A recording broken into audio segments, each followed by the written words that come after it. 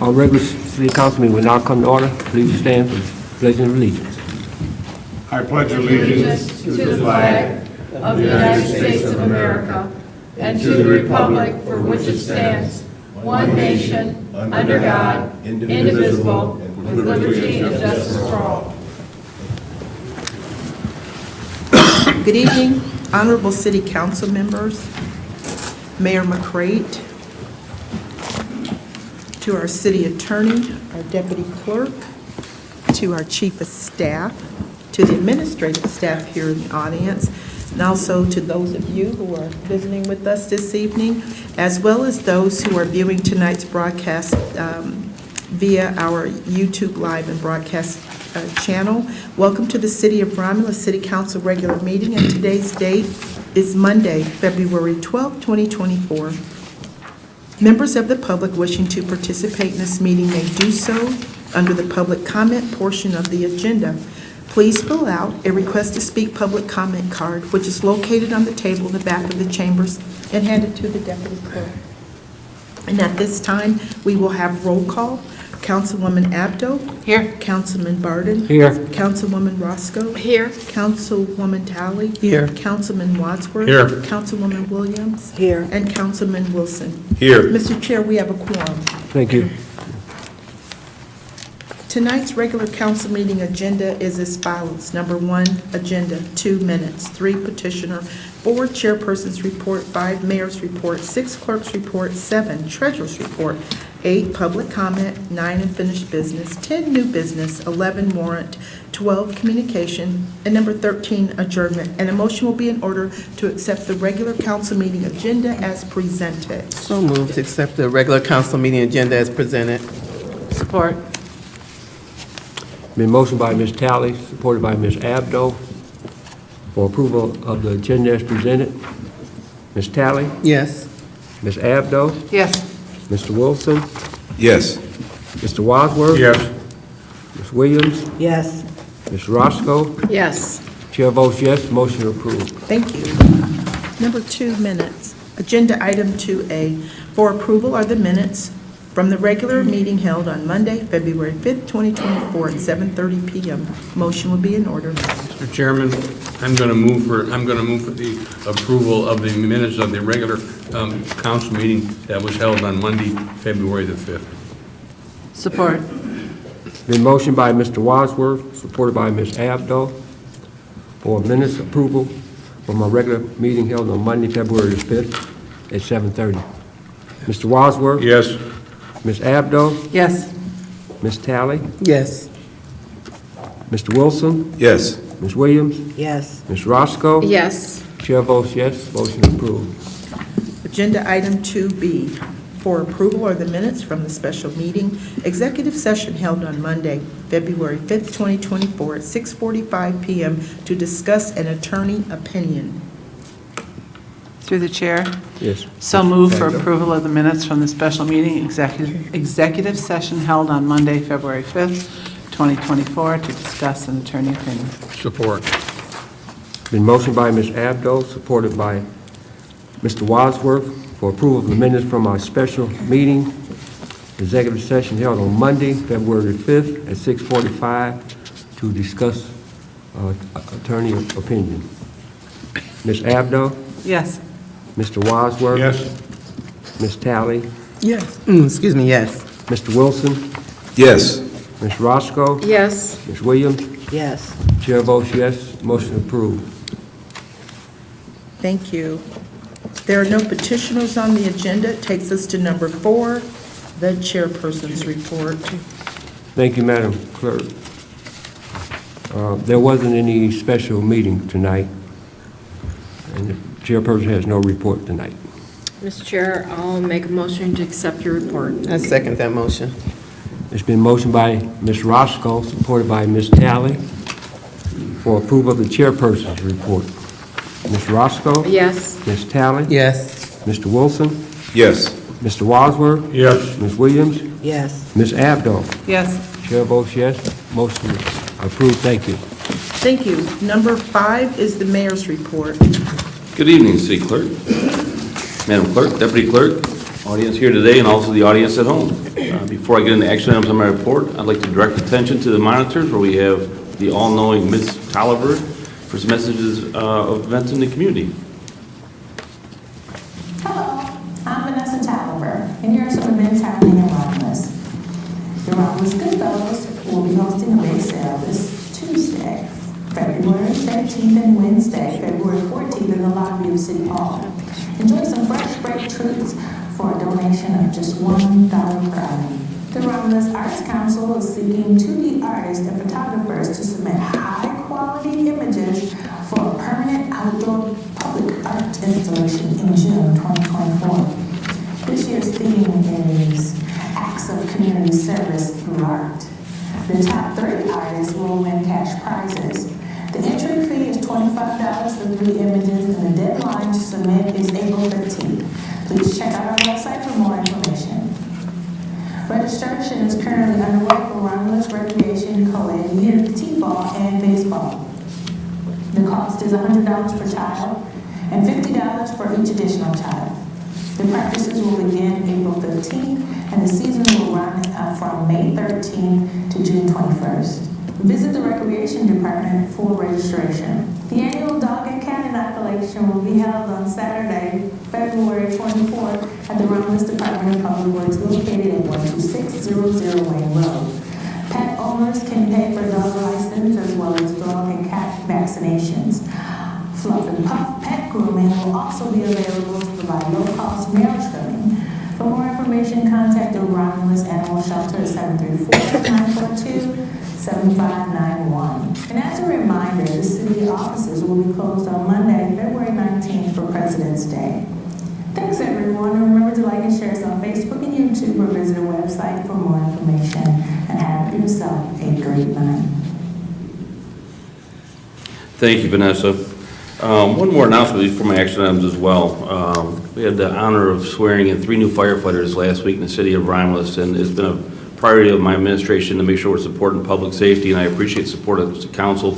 Council has been unanimously supportive of our efforts in public safety, and to have 3 new firefighters be sworn in, and we heard a structure fire the other night. I'm always listening to the radio, and to hear our guys be able, at a full staff, to be able to handle that fire without requiring mutual aid from another community or from the airport, even though they're right there for us.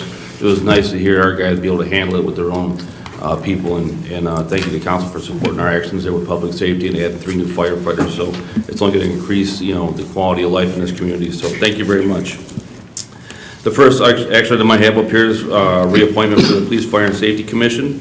I'm requesting council concur to the reappointment of James Crova and Charles Pesney to the Police, Fire, and Safety Commission with the terms to expire on February 22nd, 2027. Chair, Yes, Ms.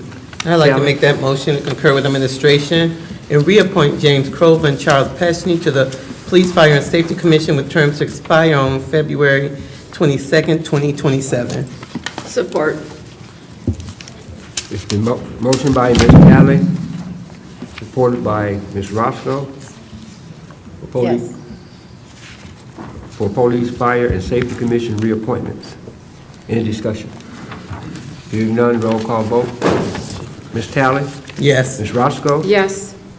Ms. Abdo? Yes. Mr. Wilson? Yes. Mr. Wadsworth? Yes. Ms. Williams? Yes. Chair votes yes. Motion approved. Thank you. The next item I have is for concrete repair on the Huron Hills, Huron River Estates road repair.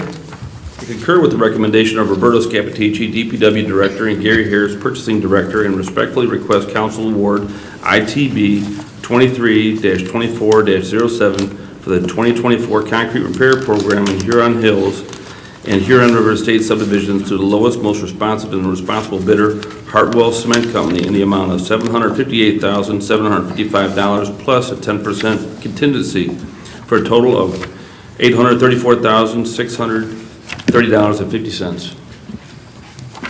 Mr. Chair, I'll make that motion Okay. for ITB 23/24-07 for the concrete repair in Huron Hills and Huron River Estates for a total of $834,630.50, and that bidder is Hartwell Cement Company. Support, and I have a question.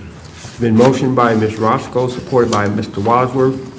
for ITB 23/24-07 concrete repair, Huron Hills and Huron River Estates. Mr. Wadsworth. Yeah, yes. Oh, question. Roberto, if I can. We're just going in there and tearing up certain parts of the road, or some of this is a complete road? No, most of this is patchwork. The Niagara subs or the Huron Hills estates Yeah. will have one section that's a little bit longer, like 100 feet, but most of this is just isolated panel replacement, just in one spot. And it's going to be concrete put in with concrete? then? Yeah, concrete put in, yeah. We're not blacktopping? No, no.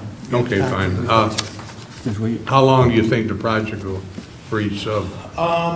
We have, so tonight we're going to award to the contractor. I haven't talked with him about a schedule, but we've given him basically from spring to late summer. So he, depending on how quick he moves, it could be maybe a couple months between both of the subs.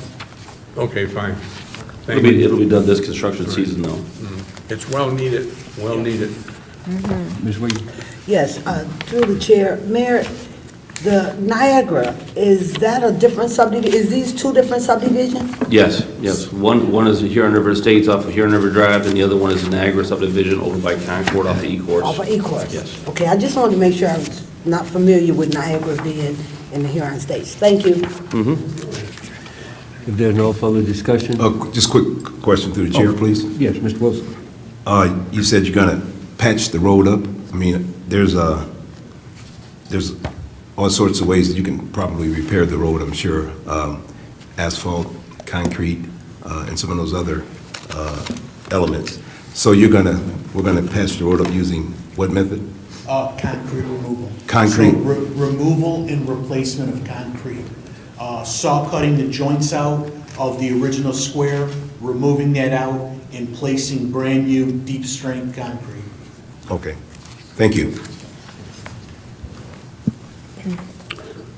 Ms. Roscoe. Yes. Mr. Wadsworth. Yes. Mr. Wilson. Yes. Ms. Abdo. Yes. Ms. Williams. Yes. Ms. Talley. Yes. Chair votes yes. Motion approved. Thank you. The next that we have is a requirement by MDOT for our asset management plan as prepared. I concur with the recommendation of Roberto Scaptici, Director of Public Works, and Steve Hitchcock, City Attorney, and respectfully request council adopt the attached resolution of the City of Romulus to accept the asset management plan and analysis report with any minor necessary revisions to be accepted by TAMC, Transportation Asset Management Council, and be submitted on a 3-year cycle for compliance. Need a motion? Through the chair. Yes, Ms. Talley. I make that motion. I have discussion to concur with administration and adopt the attached resolution for the City of Romulus to accept the asset management plan and analysis report with any minor necessary revisions to be accepted by Transportation Asset Management Council and be submitted on a 3-year cycle for compliance. Support. Been motioned by Ms. Talley, supported by Mr. Wadsworth, for City of Romulus Road System Asset Management Plan and Analysis required by MDOT. Discussion, Ms. Talley. So, Roberto, a couple of quick things. There's 2 resolutions in here. I'm not sure. I mean, they look pretty similar, but which one are we going to be voting on? There's 2 different ones in here. There's one in the back. Did you go through the copy? There's one in the front and there's one in the back. The one in the front. Okay. So the one in the front, what is the advisory committee?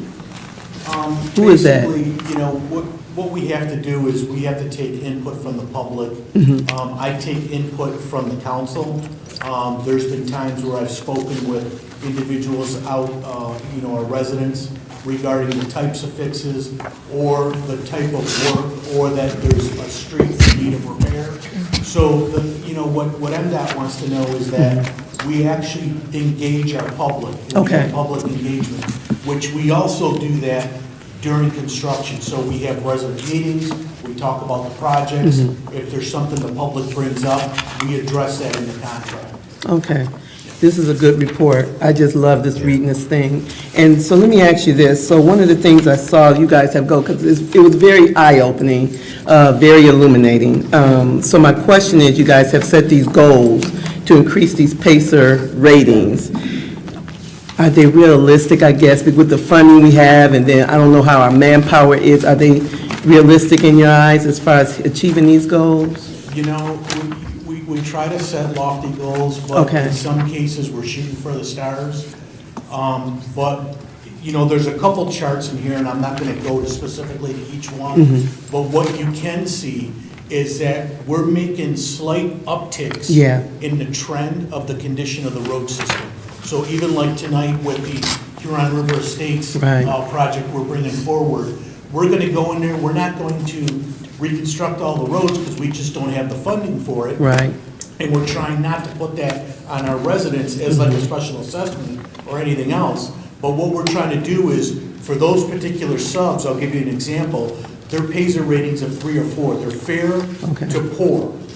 We're trying to bring them up to good, Right. you know, or better.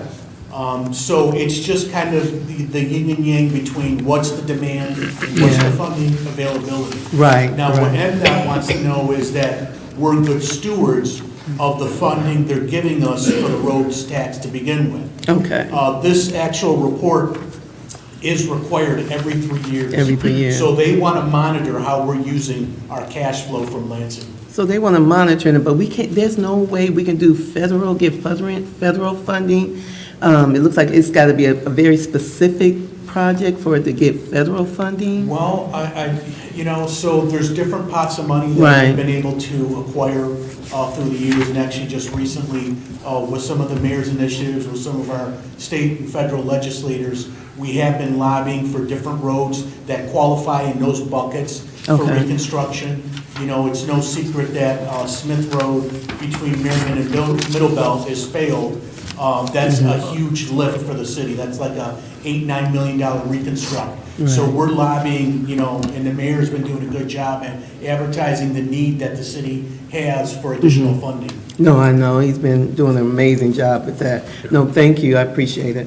John, I have one more question. Yes, Mr. Wadsworth. Roberto, you talk about doing a year-on sub.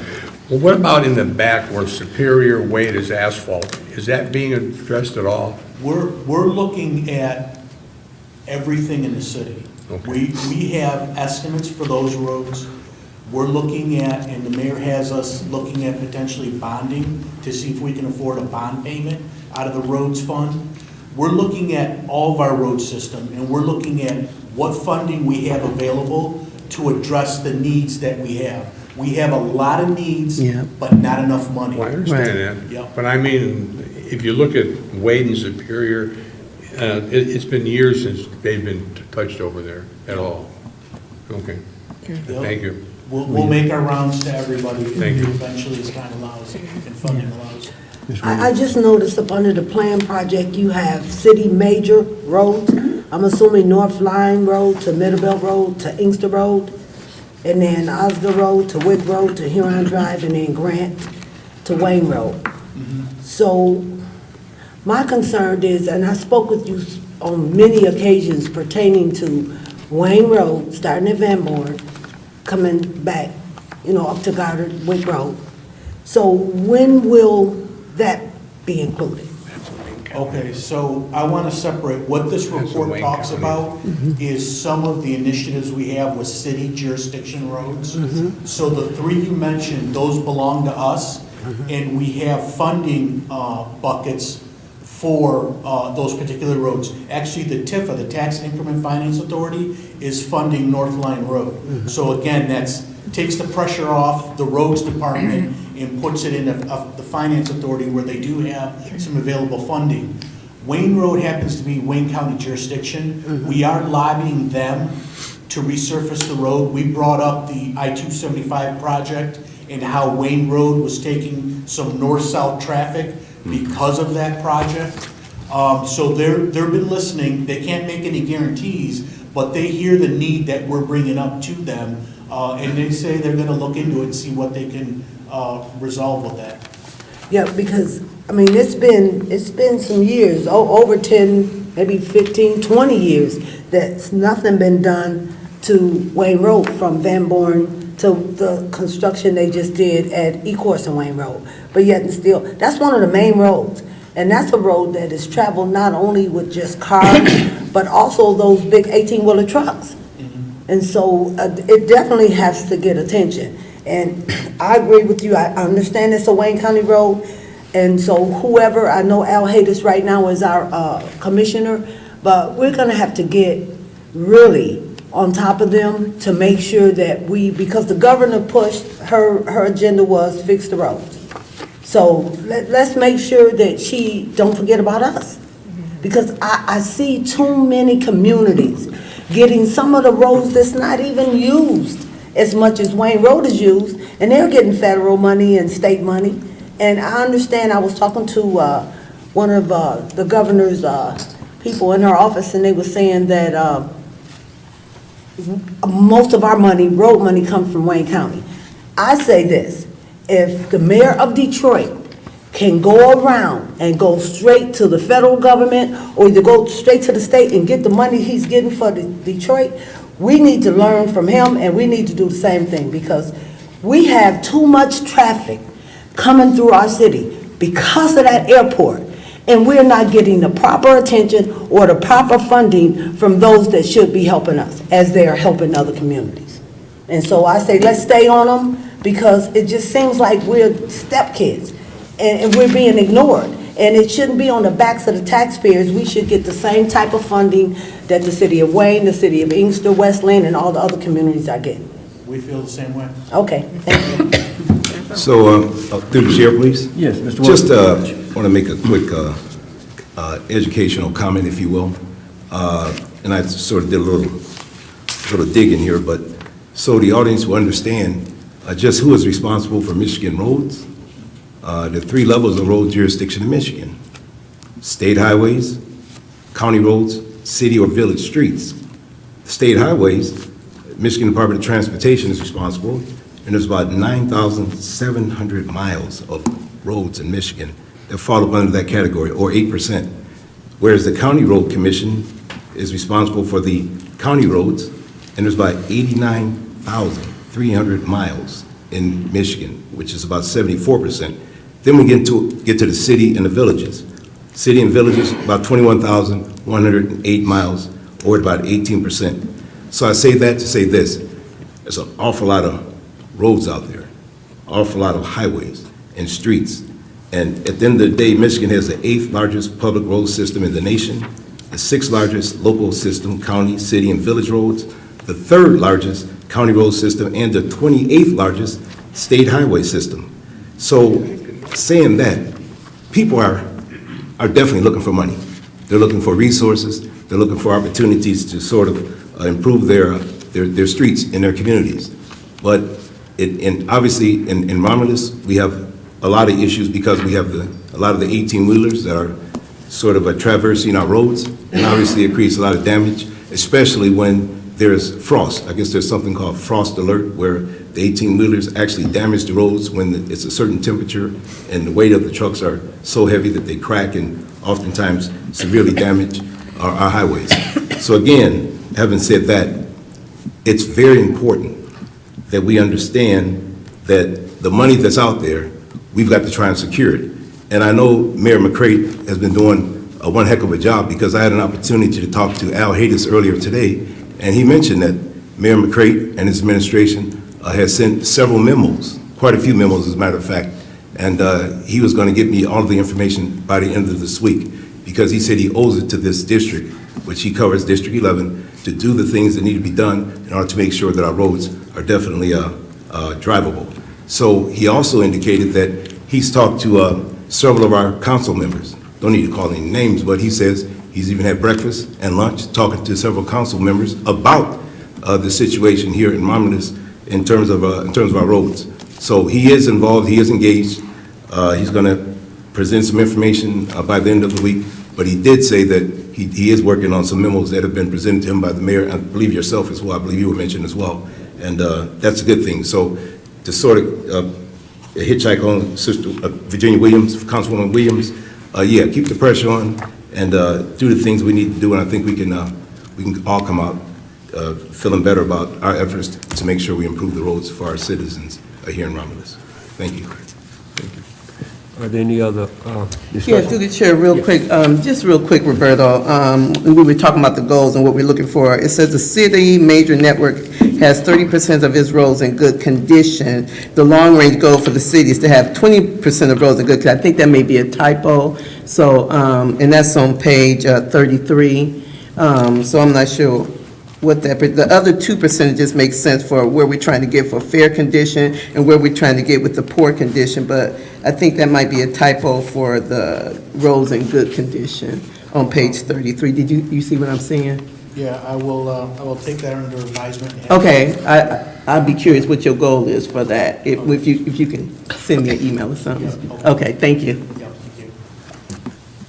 If there's no other discussion, roll call vote. Ms. Talley? Yes. Mr. Wadsworth? Yes. Ms. Roscoe? Yes. Ms. Williams? Yes. Ms. Abdo? Yes.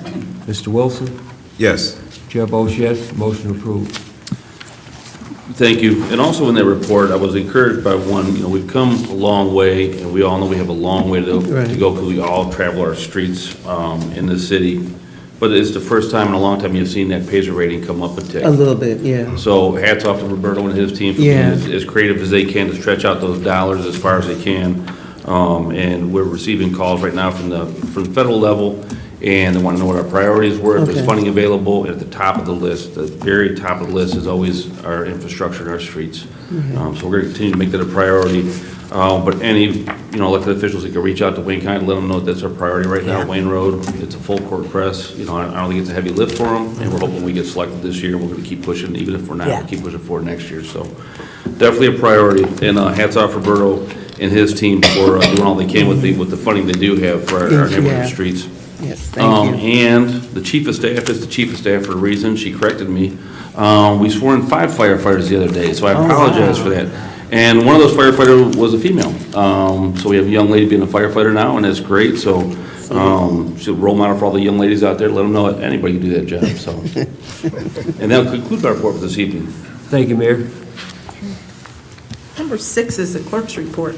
Council, I have one action item, and this is for first reading and introduction for an amendment to our Code of Ordinances. But if you have questions, we have with us this evening our city prosecutor, Attorney David Greco. And in your packet, you should have received a memo from him with an explanation for the purpose of the amendments to the Code of Ordinance here. And so we're asking council to approve for first reading and introduction of amendments to Chapter 24, Garbage and Refuge, Article 2, Sections 24-21 and Section 24-29 of the Romulus City Code of Ordinance. So if you have questions, Attorney Greco is here to answer them. Mr. Chair, I'll make that motion. Excuse me. First reading and introduction to amendments to Chapter 24, Section 24-21 and 24-29 of the Romulus Code of Ordinances. And this has to do with garbage and refuse. Support. Been motioned by Ms. Roscoe, supported by Mr. Wadsworth. First reading and introduction to amendments, Chapter 24, Section 24-21 and 24-29 of the Romulus Code of Ordinance. Any discussion, questions? Yes, through the chair. Yes, You have Ms. a question. Can you just help me kind of summarize what we're trying to do here? Mr. Greco? Sure. Good evening, everyone. David Greco. Thank you. So what we're trying to do here is the Code of Ordinances, at the beginning of the Code of Ordinances, it provides for what the penalties are for violations. Generally speaking, throughout history and with the Romulus Code, most violations are misdemeanors, 90-day misdemeanors, which the city is allowed to enforce locally rather than state laws.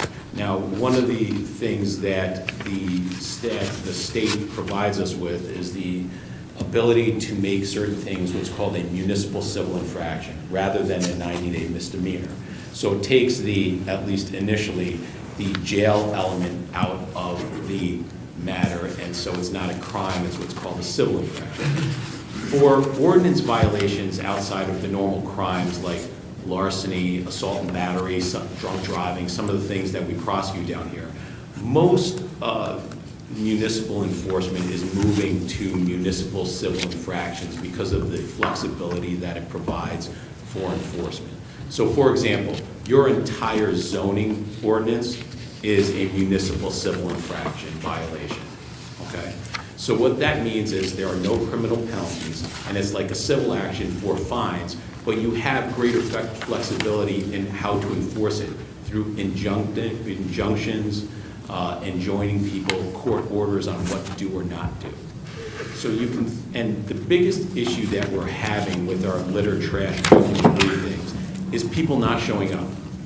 Sometimes they are abandoned or vacant houses, sometimes there are delinquent owners that don't live in the city, and sometimes there are people that just don't care, and the ticket comes in and they just ignore it.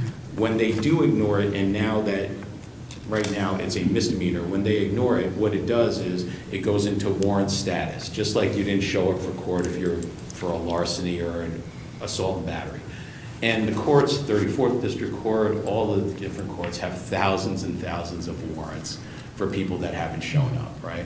So, however, with ordinance type things like this that are not larcenies, retail frauds, they don't get entered into the lien. So if you are, if you have a traffic warrant, larceny warrant that's a criminal offense, it's kind of a big deal. It gets entered into the law enforcement information network, and if you're getting pulled over, if you get stopped and the police officers see that you have a warrant, they may take you into custody because that warrant says, hey, if you encounter this person, take him into custody.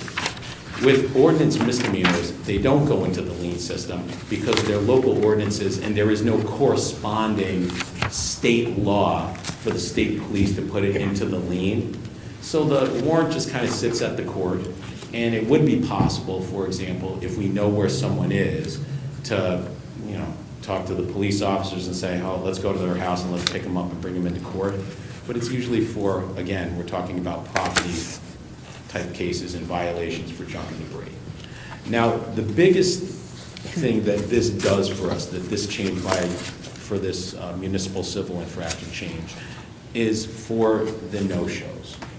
So if you can, because this is a civil action, when you no-show, it goes into default rather than warrant status. So if you imagine, if you're charged with a crime, right, and you miss your court date, you're not automatically guilty of the crime, right? If you're accused of murder, for example, if you don't miss your court date, you're not guilty of murder. They still have to do a trial, or you have to do a plea deal. But when it's a municipal civil infraction and you do not show up, you are in fact defaulted. It's as if you didn't pay a bill. If you didn't pay your AT&T or Verizon bill, right, and they sue you for $1,000 or $2,000, if you don't show up for court, well, that judgment gets entered against you and we can enforce it. So what happens is, if people ignore us and ignore the city, and they have junk and debris, things all over their yard, if they do not show up for court, we can petition the judge at that point and say they're now in default, they are guilty of what they're been accused of. The state law says, Judge, you can enter or issue any order to enforce that ordinance. So what we would do is we go to the court and say this person didn't show up. We want an order to clean up the property, and we get an order to clean up the property. So we can then go clean it up, and then the cost of the cleanup gets put on the tax bill for the property, or a judgment gets entered. So that's the easiest thing for us to do. Because when it goes into warrant status, there's still a constitutional issue about the city entering onto people's property. And here it just makes it much easier for us to get a court order to get on to do it. That's it's very efficient, actually, to do. No, thank you for that explanation. It's good. Thank you. So you're saying that if they don't show up or respond, then this will allow you to, or the city to put it go ahead and have someone to clean up the property or clean up the debris and then put it on the taxpayer's property or the owner? Exactly. So what happens is that if they don't show up, it goes into default, right? So they're guilty of litter, trash, junk, and debris, unkept premises, we call it at the court. At that point in time, when I know or ordinance knows, because we have a lot of them, and they say, look, this is really a problem property, we can see it's in default, we then ask the court, we file a petition with the court and say, hey, this person is in default, they didn't show up for court, we want an order to clean up the property. And then, the judge gives us the order to clean it up, and we go on to clean it up. And but the reason why we want the order is because it provides the city with a legal reason and the legal right to go onto the property, right? Because we're the government, so entering onto private property, we always have constitutional issues. We've got different things, so that's what we want, the court order to get out. So what type of, do you have any companies in mind or any idea of what it would cost pertaining to, some areas it may be a small cleanup, some may be a large. So you're asking us to approve this, but what do you have in place to say what is the amount that they can be charged? All right, so with regard to cleanups with the city, I believe it's the city staff that does it, and then you charge a bill for the labor and the costs that are there on what's going down. Now, for bigger jobs, that is definitely something that we have to visit to figure out what we're going to expend money to do or not to do. So it's on a case-by-case basis. Right, but even if it's a city employee that would go and clean up whatever is necessary, what would be the charge? Because there's nothing in here to say, that we agree that you can charge this homeowner or taxpayer this amount of money. Generally speaking, municipalities, like probably Roberto has something like that. I mean, we have like hourly rates, different things that we charge for the labor, for the cost, for the storage. And it's something that municipalities regularly do. We come up with like whatever the hourly rate and the labor is. Well, I would have just, like to see, since this is all in here and it's changing and it's something that'll go against the taxpayers or a property owner, what is the fees? I mean, because I have no idea what we're saying, yes, we can charge them. So let me suggest this also. We already do this with most of the things that are causing junk and debris at the city. Like, so for example, if there are junked cars, if there are inoperative vehicles, if there are things that are parked on, that are violations of the zoning ordinance, we're already doing this, okay? So what's happened here is that when something falls outside of what is a requirement of the zoning ordinance, like litter, junk, and debris, boxes, all kinds of stuff, that's where we're writing tickets. And we are, in fact, getting cleanup orders when the people come. We are requiring people to clean up within 30 days or else we're going on there. Now, as far as the specific itemization of the billing from the ordinance department or the building department, I don't specifically know. But, I don't know. Off the top of my head, I don't, because I kind of turn it over and then I let them, yeah. I understand that, but I'm just saying, since you, are asking us to vote on it, I would have just expected some type of dollar amount, some type of fee for whatever charge, whether it's small or big, Yeah, I mean, they charge per person labor hours, generally speaking, from the city. That's what I've seen on some of the bills. Again, once it goes there, it's kind of outside of my... Through the chair, I guess Yes. I could probably help with this. So the whole history of this was, the reason we went to misdemeanors was because people were just paying the civil infraction and leaving. We weren't getting compliance. We didn't want the fine, we wanted compliance. We wanted to clean the city up, right? So we went to the misdemeanors because it had more teeth than a civil infraction. Then we hired Mr. Greco's firm. You've been with us about 3 years now? Yeah, 2.5. Because we're looking for different ideas, because we wanted to have that compliance. And he found these different ways that we could do this one as a civil infraction and still get the compliance we needed. As far as people going onto the site, the DPW, we don't want to do that for obvious reasons, but we've used the contractor that we have with ordinance already that cleans up sites. If we've had vehicles, we'll just use one of the 3 towing companies we use here, so they'll do that with the standard towing fees, and that's between them and the property owner. But at the end of the day, it's just about getting that compliance and cleaning the site up. We don't want to have the fines, we'd rather just have compliance. So that's the Reader's Digest version of why we're here today. Thank you.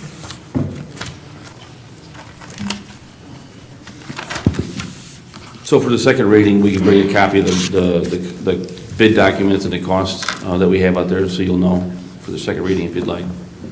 That would make me feel comfortable, so I'm not comfortable saying yes to do something. It could be even myself, and then I don't even know.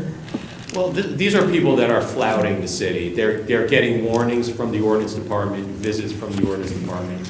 But anybody at any time can fall up under that category for whatever reason, they get sick or, So if I had some dollar amounts to agree to, that would be different. Any other discussion?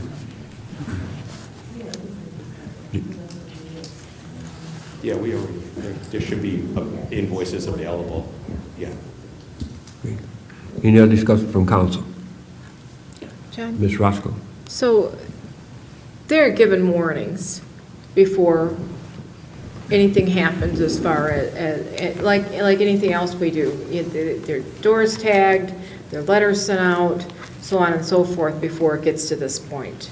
A citation is the last ditch effort. Our officers don't want to sit in court and have these issues. The best case scenario, they send out one letter notifying, asking for compliance. If there's no response, they send out a second letter telling them what's going to happen if there's no compliance, and then the third will be a citation. But most of the time it goes longer and longer because, like Councilwoman Williams said, people have hardships and life happens. We understand that, and all they have to do is work with staff and tell them what's going on and work towards compliance. Okay. The only time they're writing citations is when people just won't comply and they're ignoring notifications, so. Correct, and I would imagine they would tag their house with a notice if, because our mail is so guaranteed to get there. Registered letters, yeah, they go above and beyond for the Okay. notification. That was kind of where I was getting at, but It's a good point. Because a lot of Fair. times people say, well, I didn't get my mail, and so I think the door tag is always a good measure too. And John. if I may, Councilwoman Roscoe. Mr. Wadsworth? If I can, I don't believe that we have any power to dictate to the court what they charge in a fine. That's up to the court. Sure, and the fine would be something different. So the person is going to be in default for all the right, fine that gets okay. assessed. I was just suggesting that, if the city does have to do a cleanup, that there is a mechanism to recover That's the a costs different- all to the right, city. all right, Sure, But They should also- pay. Excuse me? they should pay, I Yeah. mean, So, and just to address the issue of Councilwoman Roscoe, is usually this is the last resort. And when the ordinance department is coming to me and saying, hey, Dave, we need to move on this, there's been either multiple contacts, multiple ignoring, and we have, to address Councilwoman Williams' issues, we have lots of situations where we have older individuals that have gotten sick, that we have worked with to deal with certain issues. And there have been some circumstances where they say, please just do it, and send the bill, and then I'll deal with that because they're not able to do it, or that we give them time and try to work out with family members or other people or other members of the community on how to do it. So that aspect is really a last resort. Usually, what this provides is a mechanism for us to act because we're usually getting lots of complaints from the neighbors with regard to piles of junk, rodent harborage. So we're usually addressing complaints that are going along with the property. John? Yes. I'd just like to say thank you very much. You explained this very well. Oh, thank you. Any other discussion from council? Thanks a lot. All right, thank you. Ms. Roscoe? Yes. Mr. Wadsworth? yes. Mr. Wilson? Yes. Ms. Abdo? Yes. Ms. Williams? No. Ms. Talley? Yes. Chair votes yes, motion approved.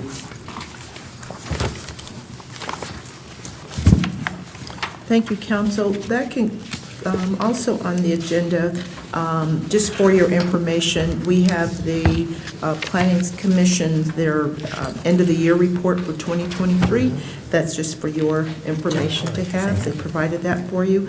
And also, before I close out my report, I just want to remind voters and all of you is that early voting will begin this coming Saturday, February the 17th.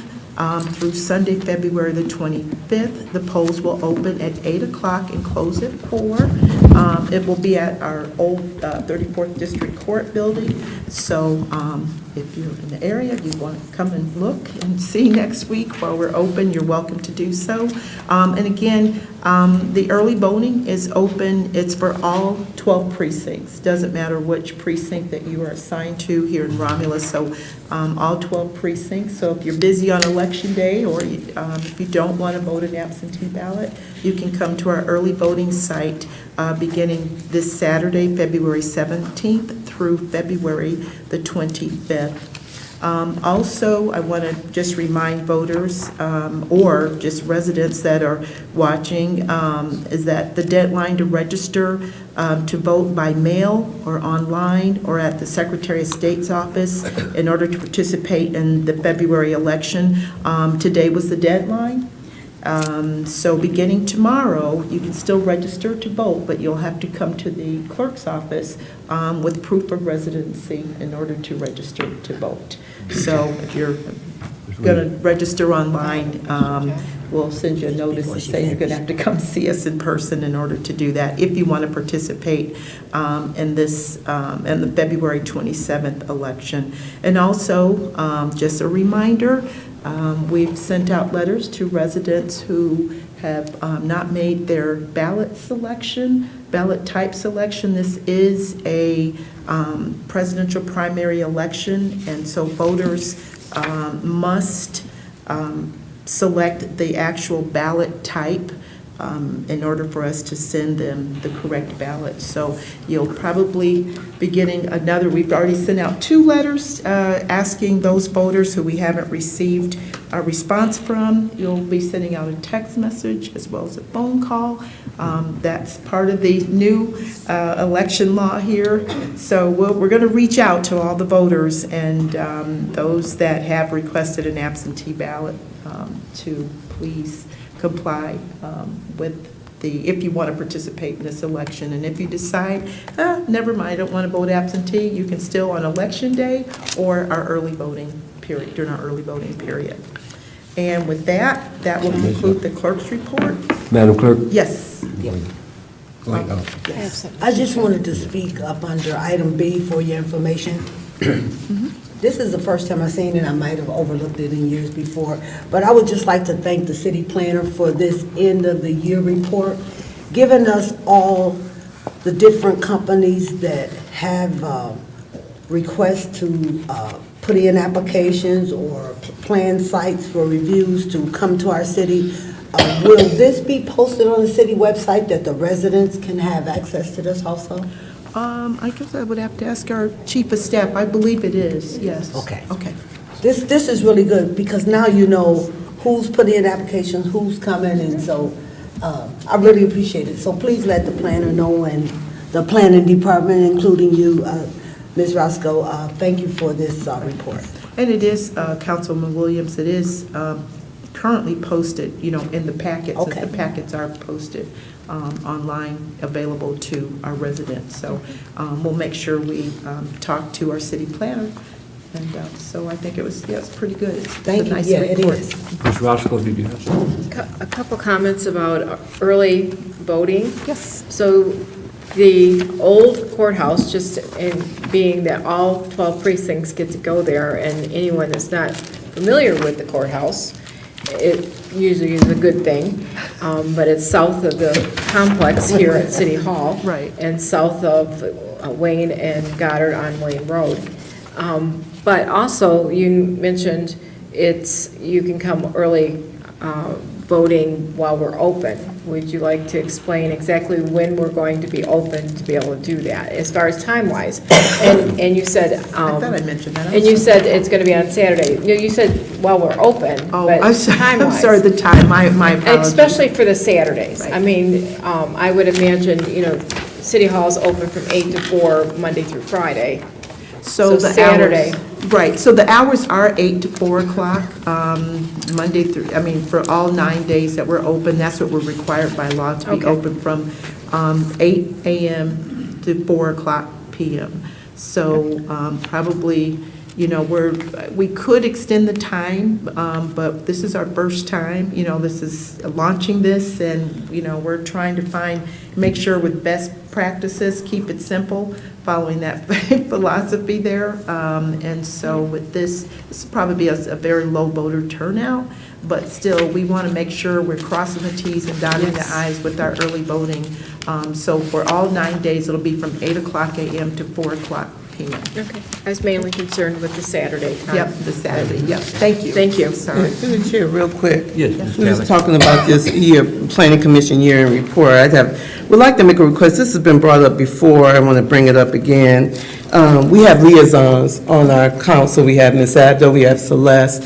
And is it possible if we could pick a meeting, I don't care, first, second, fourth, whatever, and have a report out of what's going on as you guys being the liaisons? Pick a meeting and just have a report out. If there's no report out, no report out. But just so that year end is good, but I know it's stuff going on throughout the year. So if we can just get a report out either at the first, second, or fourth meeting and let us know what's going on as you guys are liaisons for these different committees, that would be great to know what's going on. That would be up to With you that, all. through the chair, if I Yeah, can go ahead. Then Ms. Lee. address that. Planning Commission meeting is usually the third Monday night Okay. of the month. So maybe a fourth Monday? The fourth or the first would be the perfect. I'll bring something, Okay. let you know what's happening or not happening. Yeah. Thank you. Ms. Weaver.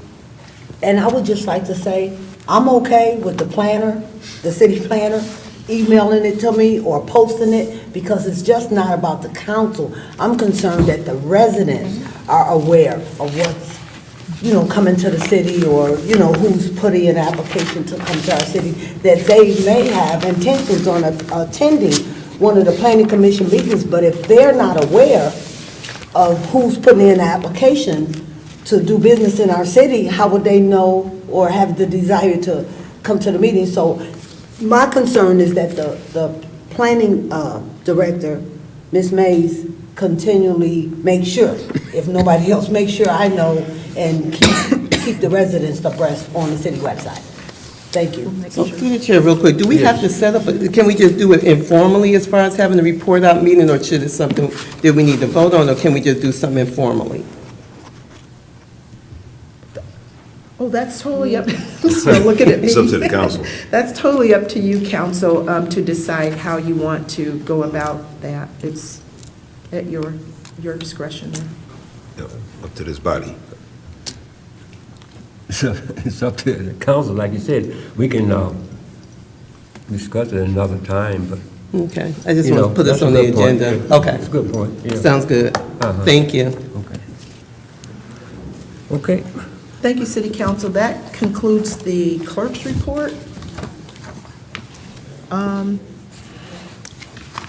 There is no treasurer's report this evening, and that'll take us to public comment, number 8. And this is the portion of the agenda for those who are in the audience and who would like to address the City Council. The rules to address the City Council can be found on the back of the meeting agenda.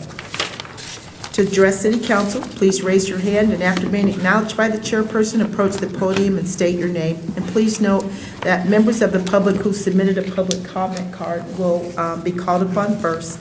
You will have 3 minutes to speak, and any additional time will be upon the consent of the chairperson.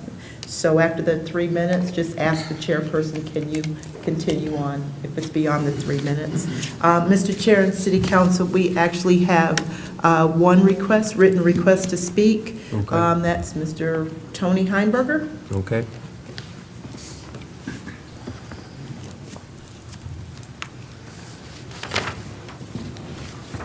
Good evening, Tony Heimberger. I was going to talk about one thing, but you guys brought up my next council meeting that I was going to discuss, so we'll discuss that now. This council has the power at any time to make a motion to put things in place and to do different things. You do not have to wait for the clerk to say, hey, guys, make a motion, or the mayor's office, hey, guys, make a motion. If you guys want something, you have the power up there to set it in stone right then and there. Perfect example, as Miss Tina said. You guys, Tina could have made a motion on the fourth meeting of the month, has to have a report for such and such. You make the motion, somebody seconds it, you vote, it's done, it's set in stone. This stuff of waiting until later on, that's what keeps happening with this council. Let's kick it down the road a little bit further and see what happens. This happened several years ago. And we should all remember this when we were supposed to televise the special meetings or public hearings, so on, so et cetera. It was all approved. The council said yes. They didn't vote on it, though. You didn't put it into stone. That was the problem. So it does not happen. If you would have done it as a motion, it approved it, we would have these special meetings, study sessions, whatever you wish to call them now, on TV where people could watch them. But we didn't. So it's time for the council to step up and say, hey, if you want something, make a motion, get a second, vote on it, and take care of it. Stop kicking stuff down the road for a later date. Thank you. Any other? I'm sorry, that was the only written request. Oh, okay. I'm sorry. Any other comments from the audience? Yes, Mr. Green.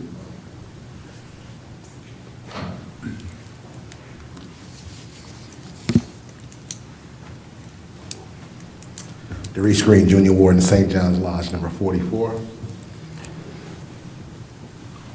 David Jones, St. John's Lodge, number 44.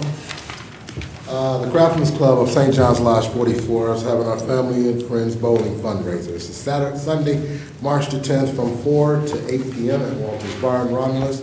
You know, all proceeds benefits our Youth Day picnic, of which we have every year for our youth. This is the, I think it's our fourth bowling tournament, and just to let you guys know, I'm on the flyer as well as Mr. Melvin Moore and our worshipful master Anthony Bowers, if you have any questions about tickets. Flyers can be found in City Hall and throughout the neighborhood areas. Tickets are this year $25 each, and 9 pence no tap, so come on out and have a good time with your brothers. Thank you, guys. Thank you, Mr. Green. And Mr. Jones. Are there any other comments from the audience? If there's no other comments from the audience? I think there's one. Oh.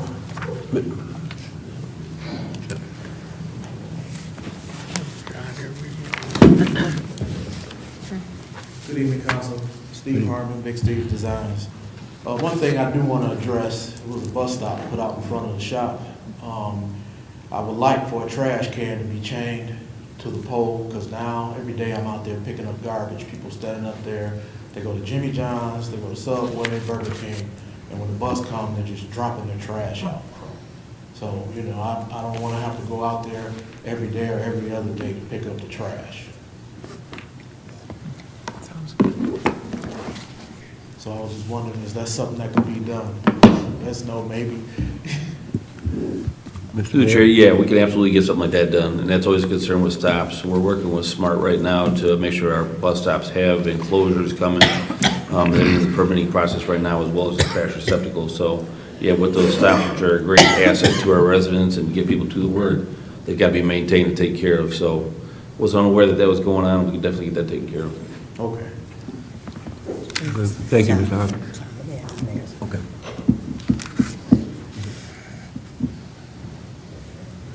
Good evening, Council. My name is Wendy Harmon, and I'm here on behalf of Harmon Grounds Cafe.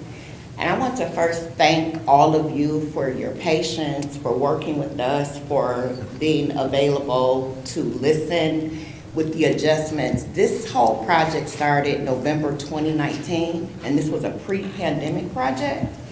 And one of the things I want people to know is during that time, from March 2020 when we had the pandemic, and July 2021 when Big Steve's portion opened, there were lots of ups and downs and fluctuations. And one of the biggest things that happened after July of 2021, what our original estimate was back in 2019, almost tripled due to labor costs, through material costs. And at that time, we were not aware, which has been discussed several times. I believe Mr. Heinberg has discussed it, Ms. Williams has discussed it, and it's been a huge concern about why the property taxes are not up to date. At the time, we did not know until August of 2022 that there were even that type of price ticket attached to the building.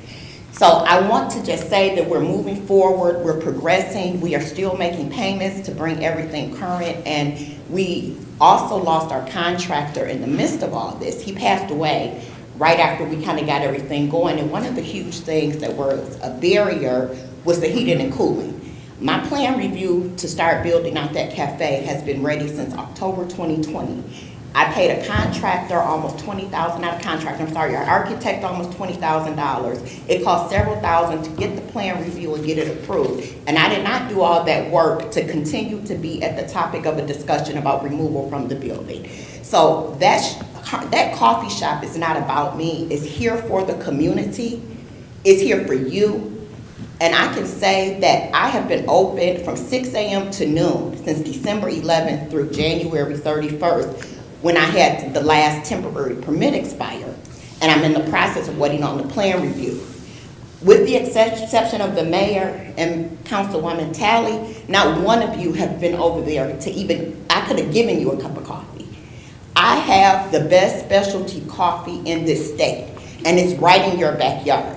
You can't find another cup of coffee anywhere near here that when someone has invested not only their time, their energy, but also research the coffee from the tree to the bean to the processing to bring excellence to Romulus.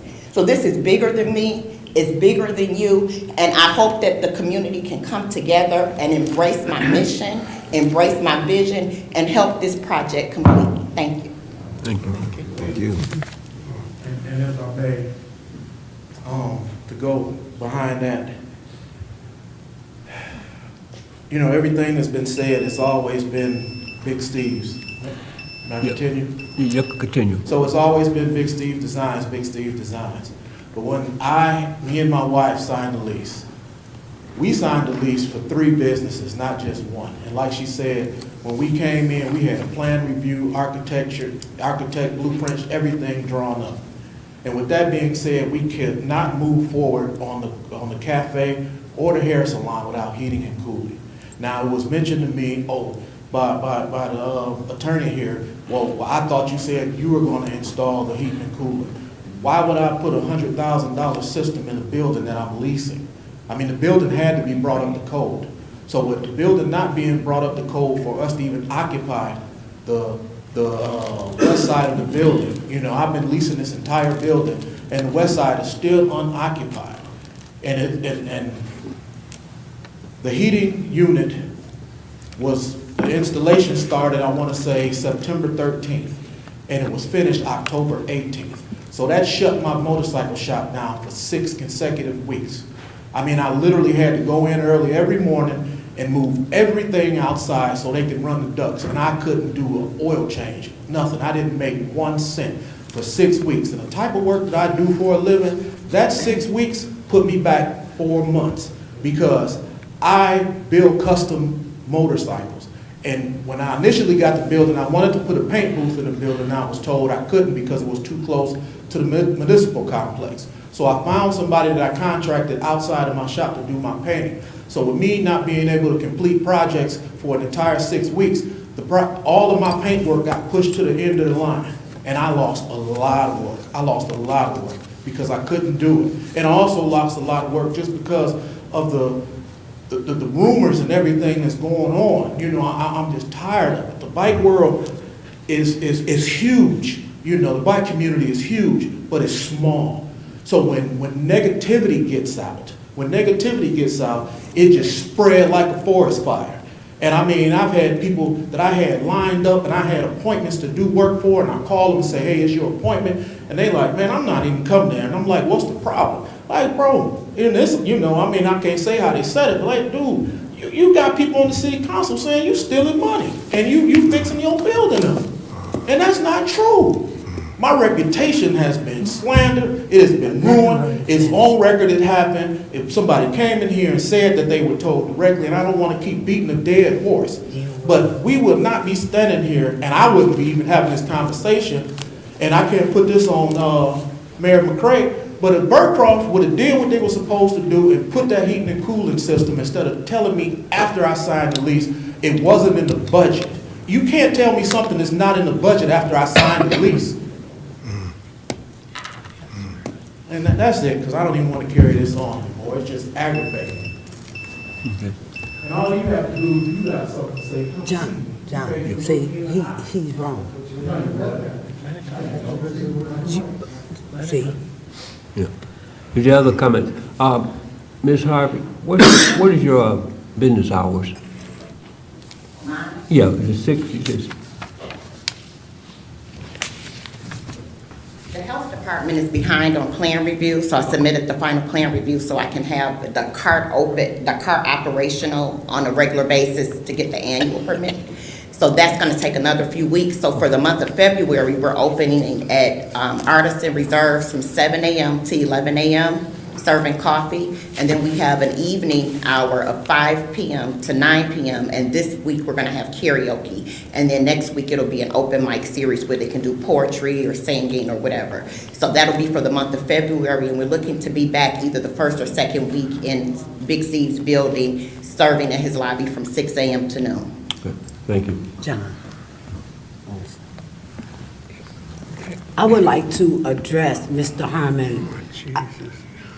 Look, people have a right to say whatever they choose. You don't respond based on what you hear. If you open up a business and you doing good in your business, you don't be concerned about what people are saying. And everything you hear, you can't believe. But to come up here and say a council person, don't do that. Because I've done everything that I could to help you. And for you to constantly tell people that the city, and it wasn't the mayor, this mayor, it was Leroy Burkhoff at the time, to say that you wasn't aware, you had a contract, you signed it. If you didn't read it, that's your fault. Because the taxes and all the utilities was in that same contract that was given to you and that you used. Because I have the one from the former person that was gonna rent that building with the barbecue restaurant, and I have the contract that you signed. Same exact contract. So don't try to plead innocent because of what you're going through. Because every single person, not only in the business, but a resident, is experiencing financial difficulty. So it's not no one's fault but your own. So don't keep trying to beat a dead horse and blame it on someone else. Please don't. Okay, we'll close that part. Any other comments from the audience? If not, we'll close that part out, Madam Clerk. Number 9 is unfinished business. John? Yes, If I Mr. could, Wadsworth. Mayor, about 6 months ago or 10 months ago, all these federal and state politicians were bragging about Pennsylvania Road, and they were going to get an overpass, and they were all working on it. Has anything happened? Yeah, that project, that's a best-case scenario. We're talking a 3, 4, 5-year project. Right now, they're still working at securing fees, and Senator Camilleri has been key in those efforts in securing federal fees for engineering and design right now. So we're still in process right there, but that's not going to be a short-term task right there. We're still moving forward on it. Okay, fine. Thank you. Is there any more unfinished business from council? If not, takes us to number 10, new business. Number 11 for approval is warrant 24-03. Mr. Chair, I'd like to make a motion, we pay warrant 24-03 in the following amounts. General Fund, $173,743.72. Major Street Fund, $12,851.04. Local Street Fund, $16,845.09. Public Safety Fund, $37,369. Cable TV, $1.89. Merriman Road Special Assessment, $1,782.82. Oakwood SAD, $634.76. Garbage and Rubbish Collection Fund, $209,997.35. Michigan Indigent Defense Fund, $16,391.34. 911 Service Fund, $10,797.97. Library Fund, $17,290.26. DDA, $4,162.91. Tifa District 2, $32,564.50. Binding Road Extension E-Course Construction, $1,941.05. Water and Sewer Fund, $775,141.44. Motor Vehicle, $57,202.30. Technology Services, $39,979.95. Retiree Insurance Benefits, $92,998.27. Revolving Fund, $12,558.15. Current Tax, $4,259.68. Payroll Fund, $200.63. All funds totaling $1,518,714.12. I second that motion. It's been motioned by Ms. Abdo, supported by Ms. Talley, to pay warrant number 24-03 for $1,518,714.12. Any discussion? Hearing no discussion, roll call vote. Ms. Abdo? Yes. Ms. Talley? Yes. Mr. Wilson? Yes. Mr. Wadsworth? Yes. Ms. Williams? Yes. Ms. Roscoe? Yes. Chair votes yes, the motion is approved. Number 12 is communication. Through the chair. Yes, Ms. Talley? Couple of quick things. First, Mr. Heinberger, thank you for your comments about making motions. I know for me, I want to make sure we garner the support necessary to make a motion, but thank you for that information. Just want to make sure that when you make a motion, you have the support necessary for it to pass. And I just wanted to I threw it out there so that my colleagues are aware this is something that I would like for us to pass. So I'll look to try to do that at the next meeting, but thank you for your comments. Secondly, I want us to remember our Parks and Rec Director, Colleen Dumas, who has a plethora of activities going on for youth and some adults as well. I'm not going to go through all of them. Vanessa has touched on several, but romulusgov.com, you can find all the activities that's going on within our Parks and Recs Department.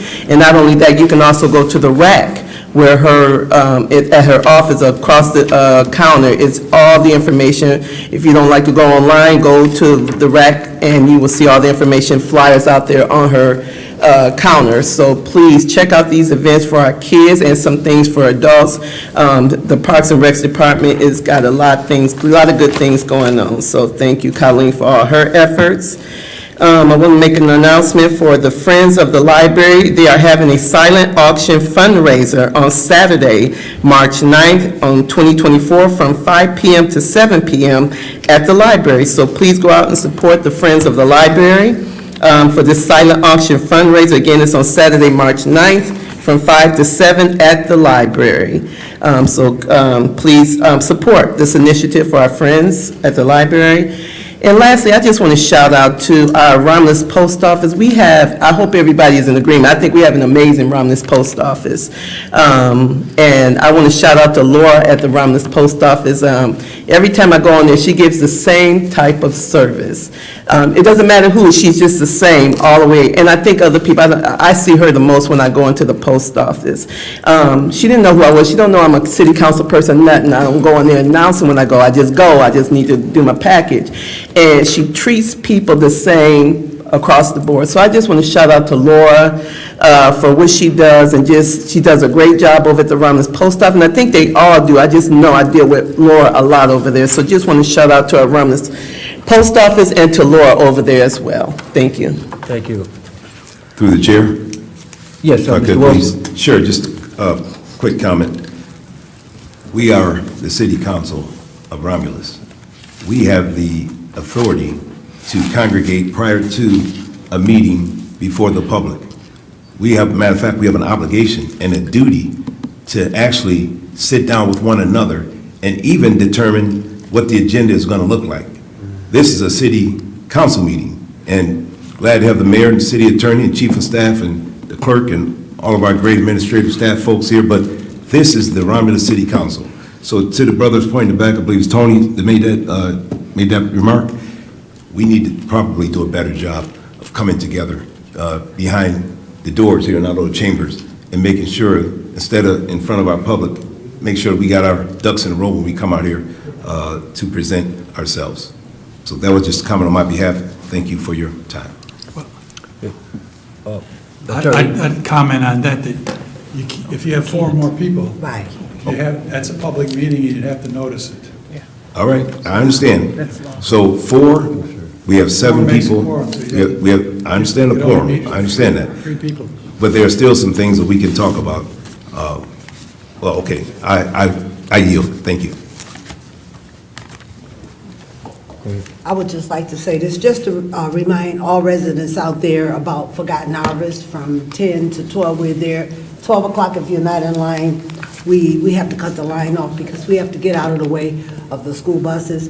And I would just like to sum this up because it needs to stop. As Mr. Harmon said, it needs to stop. But what needs to stop is Mr. Harmon talking to residents and other businesses playing the victim.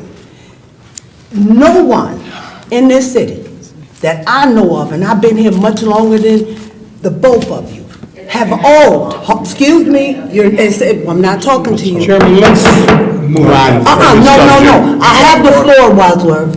It is totally inappropriate from the dais to attack. It's totally inappropriate. Let's move on. Like I said. Let's have some order here. Like I said. Some order. With both of you, that's y'all opinion. No. But you don't need to keep coming up here playing the victim. Just do what you're supposed to do, and it won't be a problem. Simple as that. What's inappropriate is allowing it to happen. I'm done, John. I do. Excuse me, John. Oh, go ahead, Ms. Abdo. It is inappropriate to use our position as a council person to attack someone in the crowd. That's not attacking, I'm saying the truth. I'm Councilwoman Abdo, I'm saying the truth. I'm sorry, I don't agree. That's your Okay, opinion. we need to get some order around here now. Close it up then, John. We're going to have order around here, please. Ms. Roscoe. Well, the comment I had was in regards to what Ms. Talley brought up about the athletic department, recreation department over at the Romulus Athletic Club. I want everyone to know that you don't have to be a member of the RAC over there in order to go visit the recreation department. As soon as you come in the main doors, it's right over there in the front before you get to the counter there.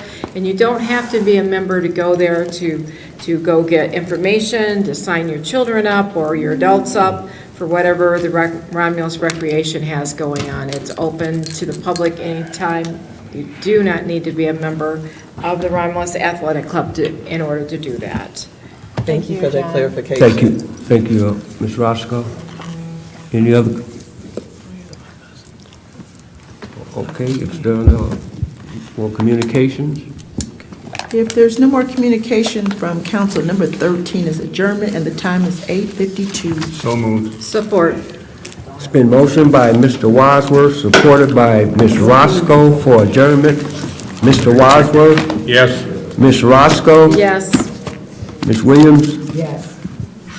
Ms. Abdo, Yes. Mr. Wilson, Yes. Ms. Talley. Yes. Chair votes yes, we are adjourned. Thank you.